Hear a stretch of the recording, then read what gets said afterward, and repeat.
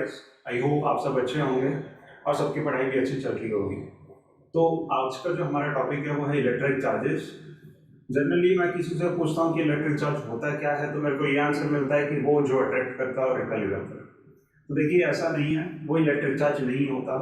मैं आज आपको बताऊंगा कि इलेक्ट्रिक चार्ज क्या होता है। चलिए स्टार्ट करते हैं।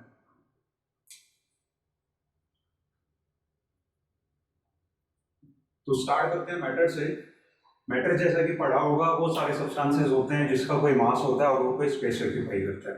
तो मैटर हैविंग सम मास और साथ में क्या करे, स्पेस ऑक्यूपाई करे।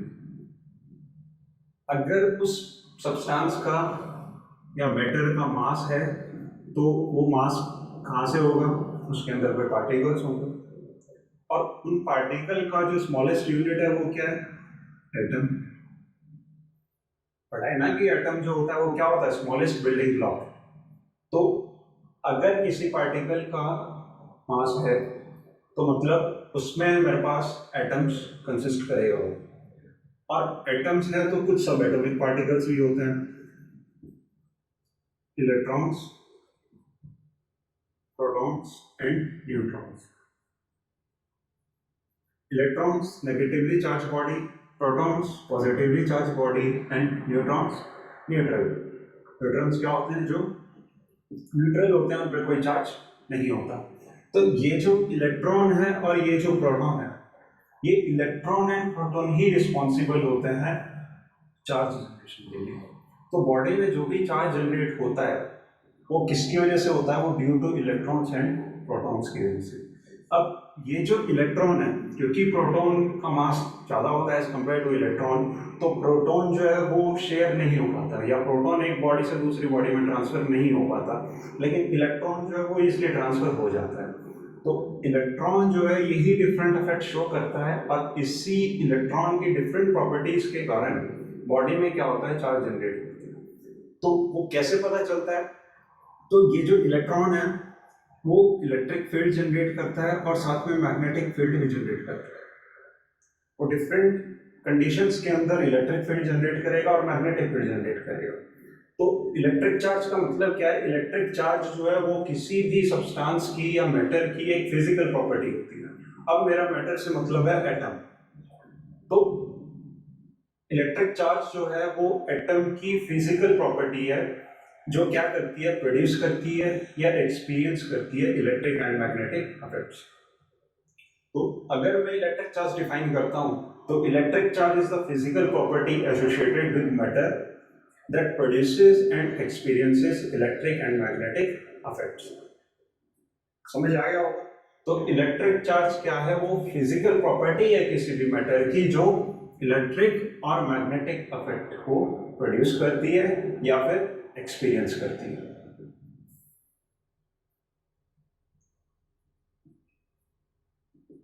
Electric charge is physical property associated with matter that produces and experiences electric and magnetic। Next जो एटम है वो, अब जो कोई भी एटम होता है वो न्यूट्रल होता है। दैट इज, अगर मैं ये कंसीडर करता हूँ कि ये मेरा कोई एटम है, तो इसके अंदर Ne इक्वल्स टू Np होगा, मतलब number of electrons equals to number of protons. Number of electrons और प्रोटॉन्स क्या होते हैं, हमेशा इक्वल होते हैं एक न्यूट्रल एटम के अंदर, और जनरली एटम हमारा न्यूट्रल होता है। तो अगर मैं इस न्यूट्रलिटी को डिस्टर्ब कर दूं तो मेरी एटम पे क्या हो जाता है, चार्ज जनरेट हो जाता है। अब वो जो न्यूट्रलिटी डिस्टर्ब करते हैं वो डिफरेंट मेथड्स होते हैं, by friction, by induction, bye conduction. तो वो भी हम एक स्पेसिफिक वीडियो में देखेंगे कि क्या हमारे पास मेथड्स होते हैं चार्जिंग के। बट मेरे को ये न्यूट्रलिटी डिस्टर्ब करना पड़ेगा, अब क्योंकि प्रोटॉन का मास हैवी होता है तो प्रोटॉन को मैं ट्रांसफर नहीं कर सकता, लेकिन मैं इलेक्ट्रॉन को इजीली ट्रांसफर कर सकता हूँ एक बॉडी से दूसरी बॉडी के अंदर। तो अगर इलेक्ट्रॉन बॉडी में ट्रांसफर हो रहा है तो उस पर ऑब्वियस है कि कोई ना कोई चार्ज जनरेट होगा। तो अगर एटम के अंदर नंबर ऑफ इलेक्ट्रॉन्स ग्रेटर हो जाते हैं नंबर ऑफ प्रोटॉन से, तो बॉडी पे नेगेटिव चार्ज आता है। मतलब जो भी हमारा एटम होगा उस पर कैसा चार्ज आएगा, नेगेटिव। क्यों? क्योंकि नंबर ऑफ इलेक्ट्रॉन्स क्या है, नंबर ऑफ प्रोटॉन से ज्यादा है। अगर नंबर ऑफ इलेक्ट्रॉन्स इक्वल होते हैं नंबर ऑफ प्रोटॉन के, तो बॉडी कैसी होती है, न्यूट्रल। ये तो पढ़ा है। और लास्ट है कि अगर number of electron less than number of protons, तो बॉडी पे कैसा चार्ज आता है, positive charge. So when number of electron greater than number of proton, then the body is negatively charged. When number of proton greater than number of electron, then the body is positively charged. अब next एक बहुत important property होती है charge body की, कि जो भी हमारा चार्ज जनरेट हो रहा है इधर, वो दो चार्जेस जनरेट हो रहे हैं, आइदर नेगेटिव चार्ज और आइदर पॉजिटिव चार्ज। तो सेम चार्ज जो होते हैं वो हमेशा रिपेल करते हैं, और अपोजिट चार्जेस जो होते हैं वो हमेशा अट्रैक्ट करते हैं। अगर मैं कंसीडर करता हूं कि ये बॉडी पे नेगेटिव चार्ज है और इस बॉडी पे भी नेगेटिव चार्ज है, तो क्योंकि दोनों बॉडी पे सेम चार्ज है तो ये बॉडीज क्या करेंगी, रिपेल करेंगी। अगर दोनों बॉडीज पे पॉजिटिव चार्ज है तो भी ये दोनों क्या करेंगी, रिपेल करेंगी। मतलब जो सेम चार्जेस होते हैं रिपल्स ईच अदर। अगर बॉडी पे अपोजिट चार्ज है, एक बॉडी पे नेगेटिव और दूसरी बॉडी पे पॉजिटिव, तो ये क्या करते हैं, ये एक दूसरे को अट्रैक्ट करते हैं।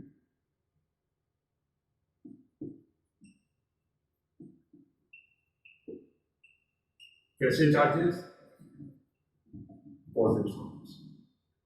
तो ये बहुत एक इंपॉर्टेंट प्रॉपर्टी होती है चार्ज की, same charge repel each other, opposite charge attract each other. Next is unit and dimension.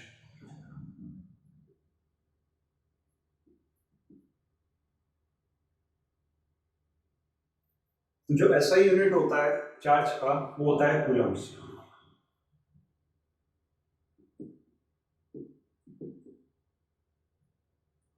जिसको हम डिनोट करते हैं C से। Current equals to Q upon T। Charge का फॉर्मूला क्या हो जाएगा, करंट इनटू टाइम। करंट का ऐसा यूनिट आती है, टाइम का ऐसा यूनिट सेकंड। तो जो हमारा चार्ज है उसका जो फॉर्मूला यूनिट होगा वो क्या हो जाएगा, एम्पियर सेकंड। ऐसा यूनिट कूलम और फॉर्मूला यूनिट एम्पियर सेकंड। ये जो ऐसा यूनिट है ये एमकेएस यूनिट है। अगर मैं सीजीएस यूनिट की बात करूं तो सीजीएस यूनिट जो होता है चार्ज का वो होता है स्टैक कूलम, और 1 कूलम के अंदर 3 इंटू 10⁻⁹ स्टैक कूलम होता है।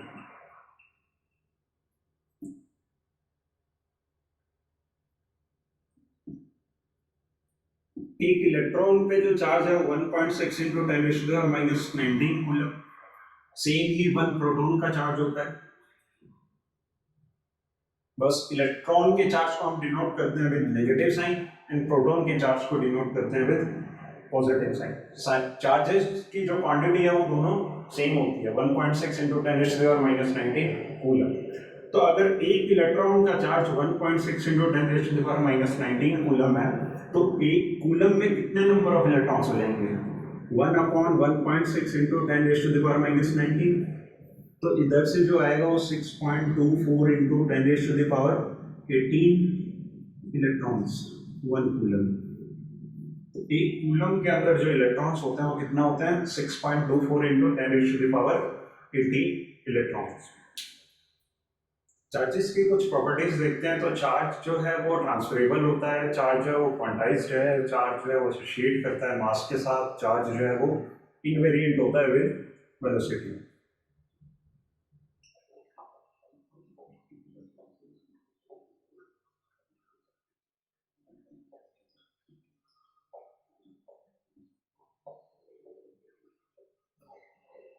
तो बारी बारी से एक एक डिस्कस करते हैं।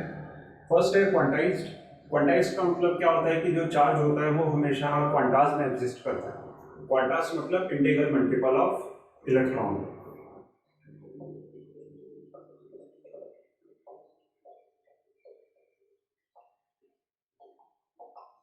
तो मैं अगर इसको मैथमेटिकली रिप्रेजेंट करता हूँ तो mathematically Q equals to n e, n equals to 1 2 3 4 up to infinity, कितना भी हो सकता है। Next transferable. तो ट्रांसफरेबल का मतलब क्या है कि चार्ज जो है वो इजीली ट्रांसफर हो सकता है from one body to another, और वो जो ट्रांसफर होता है वो भी किसमें होता है, इंटीग्रल मल्टीपल में होता है। तो इसलिए हमारा जो इलेक्ट्रिक चार्ज है वो क्या होता है, क्वांटाइज्ड होता है। क्यों? क्योंकि चार्ज जब भी ट्रांसफर होता है तो वो हमेशा इंटीग्रल मल्टीपल में ट्रांसफर होता है, 1 2 3 4। डेसिमल्स में या फ्रैक्शंस में कभी चार्ज ट्रांसफर नहीं होता। तो ट्रांसफरेबल में क्या होगा कि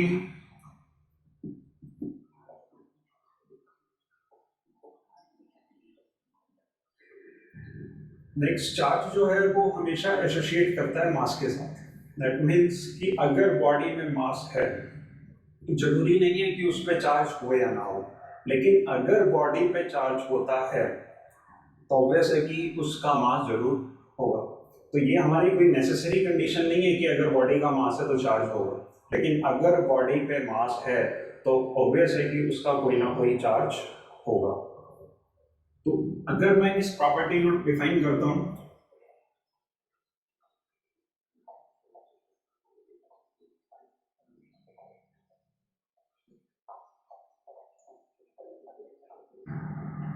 नेक्स्ट है इनवेरिएंट विद वेलोसिटी। मतलब चार्ज जो है वो वेलोसिटी के चेंज होने से चेंज नहीं होता, लेकिन हमारा जो मास है वो चेंज होता है। अगर मेरी वेलोसिटी बढ़ रही है तो ऑब्वियस है कि उसका मास जो है वो बढ़ेगा, लेकिन चार्ज पे ऐसे कोई चेंजेस नहीं होते इससे। तो हमारा मास जो है वो एक रिलेशन फॉलो करता है, m equals to m not upon under root 1 minus v square by c square. तो जैसे जैसे वेलोसिटी बढ़ेगी वैसे वैसे क्या होगा, ये पूरी क्वांटिटी कम हो जाएगी, और अगर डिनोमिनेटर कम होगा तो ये m क्या हो जाएगा, इंक्रीज हो जाएगा। तो वेलोसिटी के बढ़ने से मास बढ़ता है, लेकिन चार्ज पे इसका कोई इफेक्ट नहीं होता। वही ये सिग्निफाई करता है इनवेरिएंट। इनवेरिएंट मतलब इनवेरिएंट विद वेलोसिटी। नेक्स्ट देखते हैं चार्ज ऑन कंडक्टर।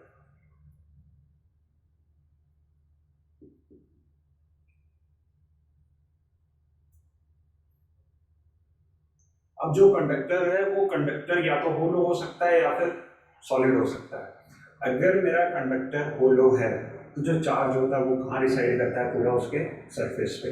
लेकिन कंडक्टर अगर सॉलिड है तो वो सरफेस के साथ साथ इनसाइड उसके वॉल्यूम में भी रिसाइड करता है। तो अभी हम देखते हैं कि चार्ज अगर सरफेस पे है तो किस तरीके से उसका डिस्ट्रीब्यूशन होता है।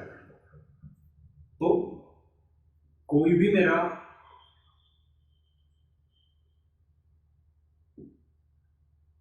होलो कंडक्टर के अंदर जो चार्ज है वो ऑलवेज डिसाइड करता है कहाँ पे, सरफेस पे। ठीक है, दैट मीन्स कि अगर ये मेरा कोई भी कंडक्टर है जो कि होलो है तो इसमें जो चार्ज होगा वो हमेशा कहाँ रिसाइड करेगा, इसके सरफेस पे। और जनरली पूरे इलेक्ट्रोस्टैटिक्स के अंदर हम जो डिफॉल्ट चार्ज मान के चलते हैं वो प्रोटॉन लेके चलते हैं। पूरी जो थ्योरी है वो सारी किस पे है, प्रोटॉन को कंसीडर करके, पॉजिटिव चार्ज को, पॉजिटिव टेस्ट चार्ज को कंसीडर करके। तो अगर मेरा कंडक्टर होलो है तो पूरा जो चार्ज रिसाइड करेगा वो कहाँ रिसाइड करेगा, सरफेस पे। अब इस कंडक्टर की शेप भी तो हो सकती है। वो शेप कैसी हो सकती है, या तो रेगुलर शेप हो सकती है या इरेगुलर हो सकती है। तो अगर कंडक्टर का शेप रेगुलर है तो मेरा जो चार्ज है वो यूनिफॉर्मली डिस्ट्रीब्यूटेड होता है।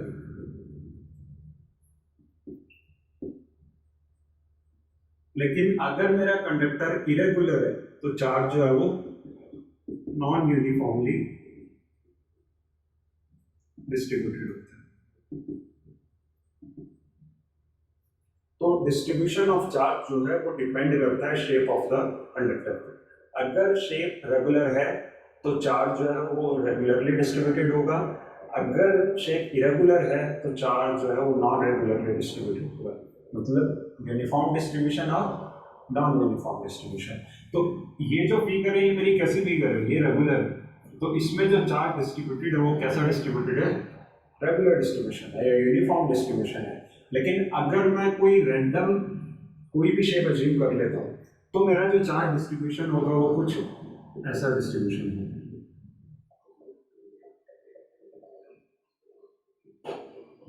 तो ये मेरा क्या है, इरेगुलर शेप है, इरेगुलर शेप में क्या है, डिस्ट्रीब्यूशन भी कैसा है, इरेगुलर है। तो अगर इस डायग्राम में देख रहे हो तो मैंने कुछ एरिया पे क्या किया है कि चार्जेस जो है वो हाईली डेंस है। क्यों ऐसा है, क्योंकि जो चार्ज डेंसिटी होती है वो डिपेंड करती है सरफेस एरिया पे। अगर मेरा सरफेस एरिया बहुत कम है तो वहाँ पे चार्ज की डेंसिटी बहुत ज़्यादा होती है। जो चार्ज डेंसिटी है सिग्मा वो डायरेक्टली प्रोपोर्शनल है 1/r के, और I can say sigma is inversely proportional to r। और ये r क्या है, ये r जो है वो रेडियस ऑफ कर्वेचर है। जितना ज्यादा रेडियस ऑफ कर्वेचर होगा उतनी मेरी चार्ज डेंसिटी कम होगी, मतलब सरफेस एरिया जितना कम होगा उतना ही वहां पे चार्ज का डेंसिटी ज्यादा होगा। सरफेस एरिया जितना ज्यादा होगा चार्ज की डेंसिटी उतनी कम होगी। तो इसलिए हमारा जो भी चार्ज लीक करता है वो हमेशा कहाँ से लीक करता है, वो शार्प पॉइंट से लीक करता है। क्यों, क्योंकि शार्प पॉइंट के अंदर अगर मैं एज्यूम करता हूँ ये शेप है तो ये मेरा शार्प पॉइंट है, और इस शार्प पॉइंट पे क्या होगा कि चार्ज डेंसिटी जो है वो बहुत ज्यादा होगी as compare to other surface. तो क्योंकि ये चार्ज डेंसिटी इधर बहुत ज्यादा है तो चार्ज क्या होता है यहाँ से लीक करना शुरू कर देता है। ठीक है, तो higher the charge density greater is the possibility of charge leakage. Next property देखते हैं चार्ज डिस्ट्रीब्यूशन।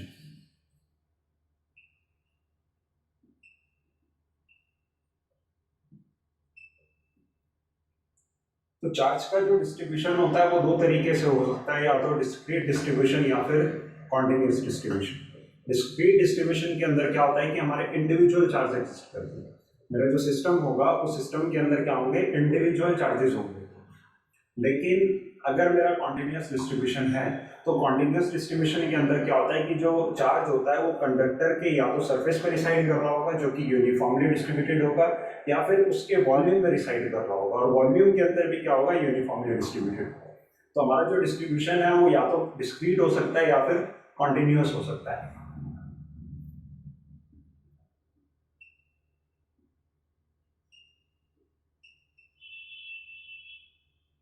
कॉन्टिन्यूस के अंदर यूनिफॉर्म और non uniform. Uniform surface volume and length. तो अभी जो हमें पढ़ना है वो ये पढ़ना है यूनिफॉर्म डिस्ट्रीब्यूशन। नॉन यूनिफॉर्म को अभी हम कंसिडर नहीं करेंगे। तो यूनिफॉर्म डिस्ट्रीब्यूशन के अंदर या तो लाइन में डिस्ट्रीब्यूट हो सकता है चार्ज, या सरफेस पे हो सकता है, या फिर वॉल्यूम में हो सकता है। डिस्क्रीट डिस्ट्रीब्यूशन के अंदर पूरा एक सिस्टम होता है और उस सिस्टम के अंदर क्या है, इंडिविजुअल चार्जेस होता है। तो डिस्क्रीट सिस्टम में क्या होता है, a system having individual charges, वो हमारा डिस्क्रीट सिस्टम बनाता है। कॉन्टिन्यूस के अंदर क्या होता है कि यूनिफॉर्म डिस्ट्रीब्यूशन भी हो सकता है और नॉन यूनिफॉर्म भी हो सकता है। कॉन्टिन्यूस के अंदर क्या होता है, यूनिफॉर्म भी हो सकता है और नॉन यूनिफॉर्म भी हो सकता है। यूनिफॉर्म में लाइन चार्ज भी हो सकता है, सरफेस चार्ज भी हो सकता है और वॉल्यूम चार्ज भी हो सकता है। तो बारी बारी से देखते हैं कि ये लाइन चार्ज, सरफेस चार्ज और वॉल्यूम चार्ज में कैसे हमारा डिस्ट्रीब्यूशन है चार्जेस। तो स्टार्ट करते हैं लाइन चार्ज डिस्ट्रीब्यूशन से।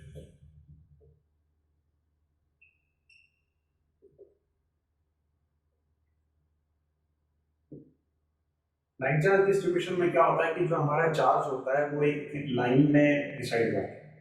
मतलब जो चार्ज का डिस्ट्रीब्यूशन होता है वो एक सिंगल लाइन पे डिस्ट्रीब्यूशन होता है। वो सिंगल लाइन मेरी स्ट्रेट लाइन भी हो सकती है या फिर वो रिंग के शेप में भी हो सकता है। तो इधर जो डिस्ट्रीब्यूशन है वो या तो मेरे पास स्ट्रेट लाइन होगा या फिर रिंग भी हो सकता है, और ये चार्ज का डिस्ट्रीब्यूशन है।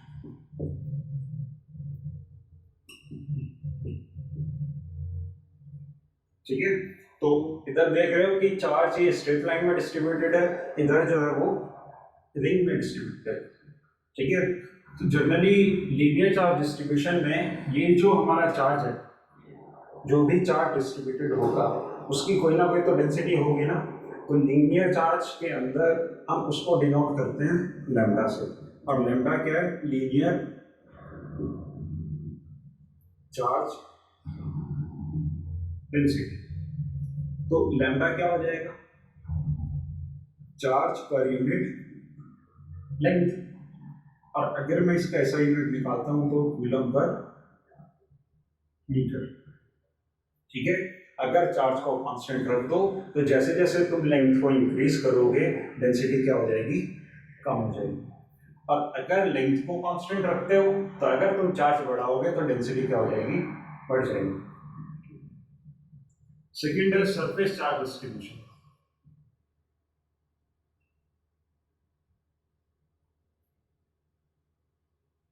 सरफेस चार्ज डिस्ट्रीब्यूशन के अंदर क्या होता है कि जो हमारा चार्ज होता है वो सरफेस पे डिस्ट्रीब्यूटेड होता है।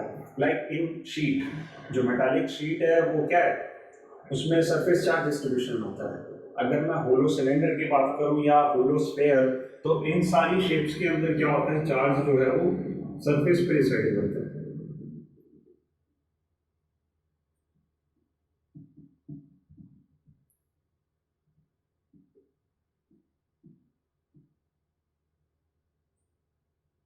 होलो सिलेंडर,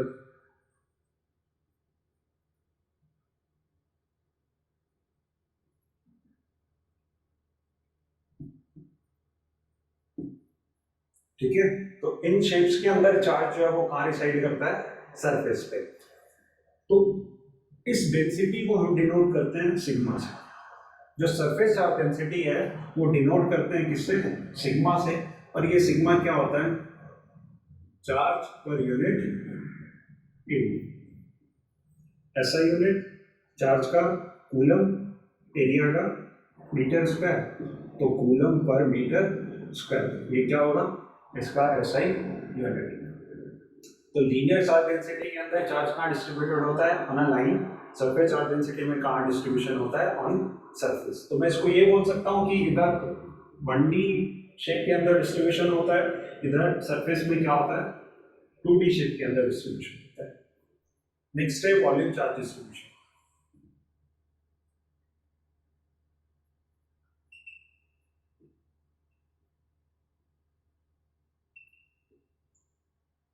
तो वॉल्यूम चार्ज डिस्ट्रीब्यूशन में क्या होता है कि जो हमारा चार्ज डिस्ट्रीब्यूशन होता है वो थ्रू आउट इट्स वॉल्यूम होता है, मतलब कंप्लीट वॉल्यूम के अंदर चार्ज जो है वो डिस्ट्रीब्यूटेड होता है। जैसे ये एक सॉलिड सिलेंडर होगा, तो चार्ज का जो डिस्ट्रीब्यूशन होगा वो कुछ इस तरीके से होगा, कंप्लीट उसके वॉल्यूम पे डिस्ट्रीब्यूटेड होगा। ठीक है, अगर मैं स्फीयर की बात करूं, सॉलिड स्फीयर, ये इसके वॉल्यूम पे डिस्ट्रीब्यूशन होगा चार्ज इस तरीके से। ठीक है, बाकी शेप्स पे अज्यूम कर सकते हो जो भी सॉलिड शेप हो। तो वॉल्यूम चार्ज डिस्ट्रीब्यूशन के अंदर जो चार्ज होता है वो कहाँ डिस्ट्रीब्यूटेड होता है? पूरे उसके वॉल्यूम पे, जिसको हम डिनोट करते हैं किससे? Volume charge density. उसको हम डिनोट करते हैं किससे? रो से, जो कि क्या होता है? Charge upon volume. तो ये चार्ज पर यूनिट वॉल्यूम क्या होता है? Volume charge density.